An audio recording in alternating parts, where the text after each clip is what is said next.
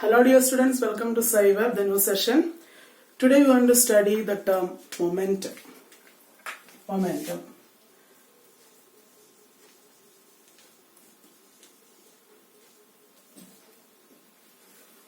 What is momentum? To understand momentum, you just consider two bodies. Two bodies with different mass. First body and the second body. So in this case, you know that the first body has more mass as compared to the second body, right? And also you throw these two bodies with the same velocity. We throw these two bodies with the same velocity. So in this case, we know that the first body has more mass, therefore more force is required to stop this first body as compared to the second body, right? So in the first case, we need more force to stop this particular body, and here in the second case, we need less force is required to stop the body, right? So from this example, we can say that the force required to stop the moving body is directly proportional to the mass of the body. Is it right? The first body has more mass, therefore we need more force to stop the first body. In the second case, the second body has less mass, therefore we need less force to stop the second body. So in that sense, we can say that the force is directly proportional to the mass of the body, or the force required to stop a moving body which is directly proportional to the mass of the body. Clear? Yes. Now the second case. Two bodies with the same mass.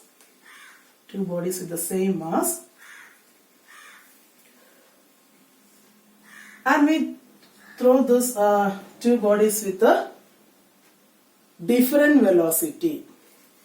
Two bodies, first body and the second body. We throw these two bodies with a different velocity but the same mass. So in this case, we know that the first body is moving very fastly as compared to the second body, right? Therefore, more force is required to stop the first body as compared to the second body, because the first body is moving with a higher velocity, therefore much more force is required to stop the first body. In the case of second body, the second body is moving with a lower velocity, therefore less force is required to stop the second body, right?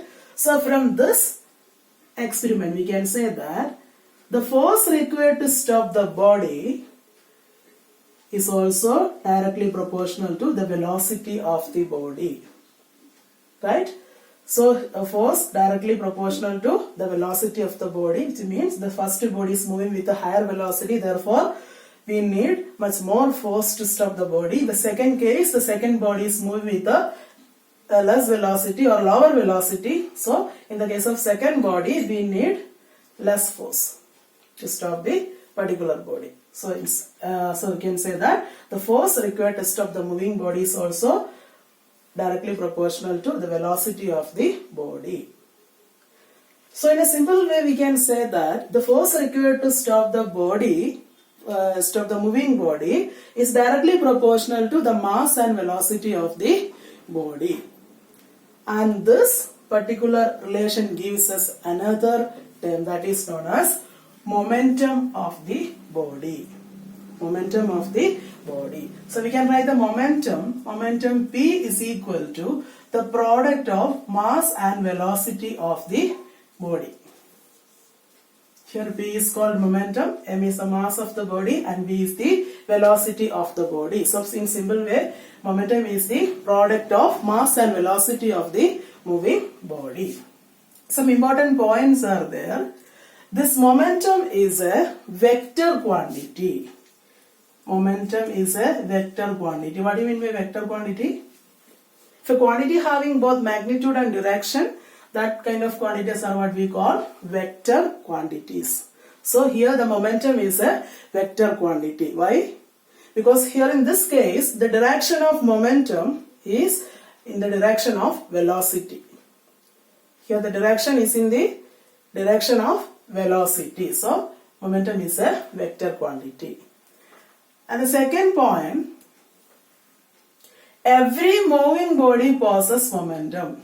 Every moving body possesses momentum.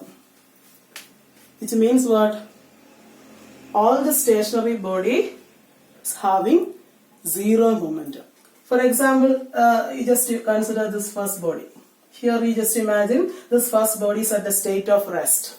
State of rest means there is no movement. If there is no movement, there is no velocity, right? So this term which becomes zero. If it is like that, the momentum of that stationary body will be zero. So the moving body possesses momentum. And for stationary body, the momentum is zero. And the third point is that the SI unit of momentum is kilogram meter per second. How it is kilogram meter per second? So we can find this SI unit from this equation, that is P is equal to mv. We know that the SI unit of mass, that is kilogram, and SI unit of velocity, that is meter per second. So the momentum, SI unit of momentum is kilogram meter per second. Clear? And finally, an example for momentum.